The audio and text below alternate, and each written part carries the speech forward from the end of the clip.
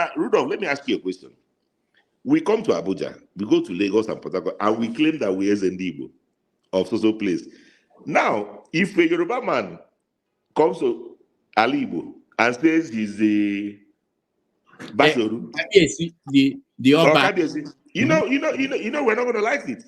We won't take kindly to that. Or if an outside person comes and says he's the Sadano of Ndausa in Kano, in Enugu or Oka, we won't like it. So why are we not behaving the way that will also lead to harmony in this country? We're the ones causing the problem, okay? You heard it from the horse's mouth.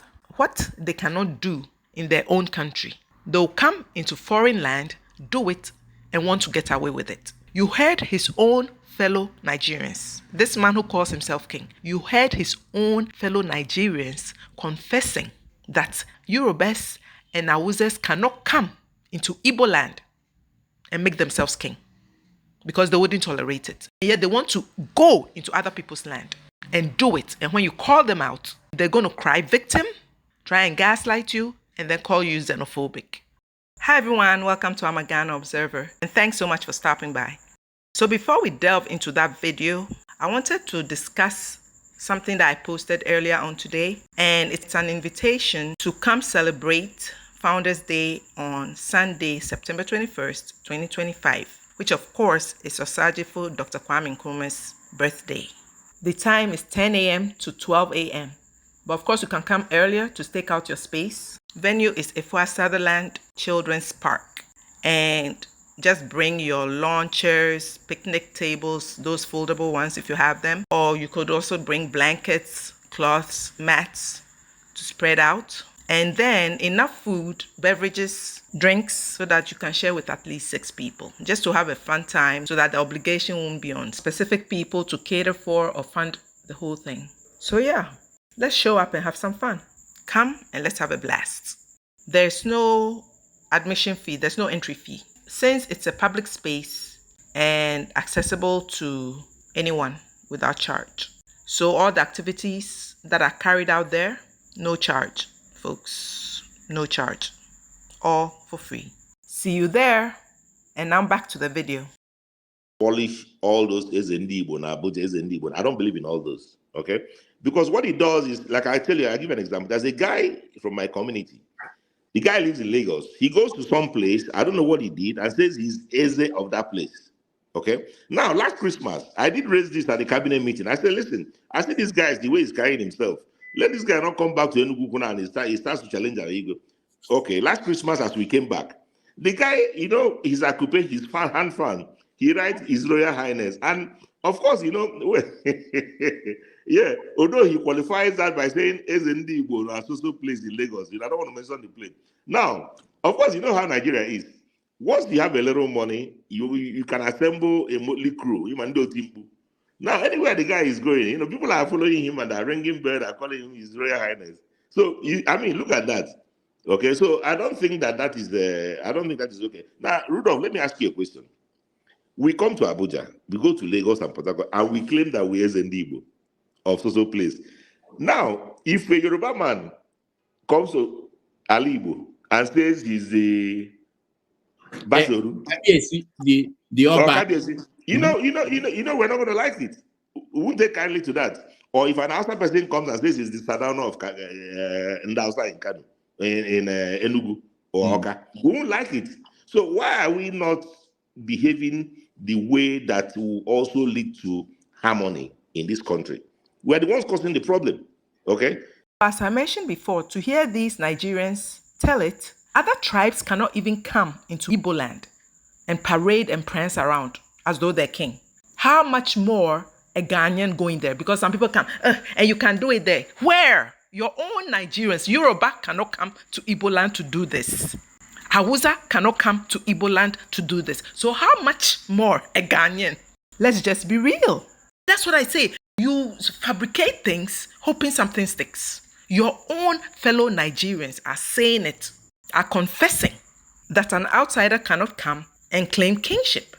You guys wouldn't like it. So why are you doing it to others? And then acting and pretending as though it's reciprocal, as though a Ghanaian can go there and do that. Make it make sense. And then when you are called out, you get an attitude. You are fake and you are 419 because you are illegitimate and what you are doing is illegal per your own fellow Nigerians. Now, I mean, just think about it. So my view, like I said, is I don't think we need all those. Yes, we have all those kind of people in Abuja, but I don't get involved. I don't interface with them. I don't believe in all those. Yes. Mm-hmm. So what should, as a media consultant, if Ohanaeze Ndigbo or whatever group comes to you and says, help us figure out how do we pull back? How do we solve this issue that is a line of conflict with other people? What will you suggest? Well, I think people are doing this for pecuniary reasons, because now this reminds me. There's a guy, during that election in, remember last year's election, there's a guy, Ndigbo in Ajao State. Yeah. You remember that guy? That guy that was talking and saying that, oh, we're going to do this. That guy is still in the cooler. Yes. Now, nobody's going for him. The guy is there. So because these guys begin to arrogate powers to themselves that they don't have, it's that Ndigbo title that he has arrogated to himself that made him to be talking as if he owned Lagos. You're in another man's land, for Christ's sake, if you know what I'm saying. Once you're outside of your territory, that's why you have, when I was living in Lagos, I belonged to Enugu Community Development Union, Lagos State Chapter. Okay? Now I'm in Abuja. I belong to Abuja Chapter. I also belong to Umuaku Community Development Union, which is my village union. So there are ways, and we also have Ohanaeze. So there are ways that if we want conflict resolution, we want to promote intertribal relationship, we can use those platforms and those channels. I've never seen anything that these so-called Ndigbos have resolved anywhere, except that, what they get from people. Igbo people go there and they give them titles. How can you give somebody a chieftaincy title when you're not even a king yourself? Someone tell Captain Smart and Empress Gifty that they have some missed calls. How can you give someone a title when you are not a king yourself? When you have no land that you're ruling? It's so ridiculous and incomprehensible. And they give people titles, and those people are carrying those things, and they think, I saw some people, they say they're cabinet, members of cabinet of Ndigbo in some funny place. When the man that made you a cabinet member, he's not even a king, he's nothing, he's nobody.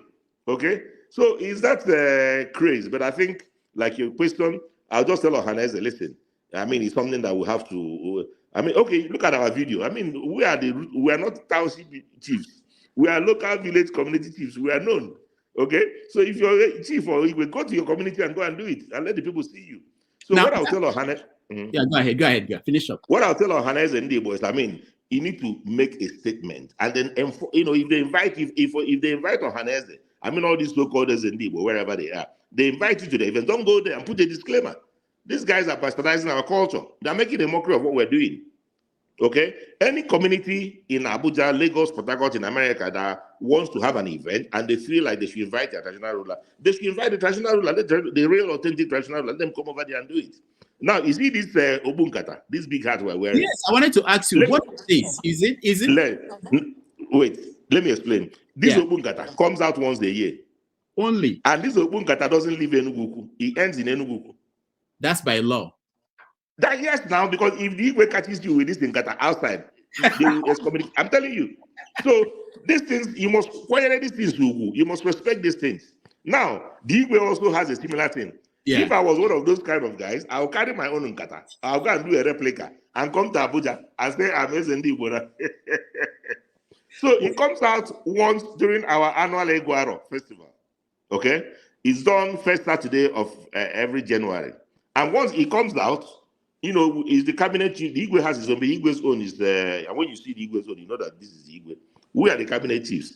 And once we do all this procession and all that, it goes back to where you keep them. So that you respect it, respect the culture. Okay, so that's what it is. Respect the culture. And if that's what you claim, then do it in the right way, legally and legitimately, with no 419ness about it. And those that call him your Royal Highness, come on now.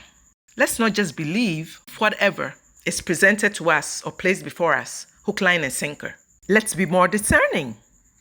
Folks, I'm going to end it here. Thank you all so much for watching, and I'll see you in my next video. Bye.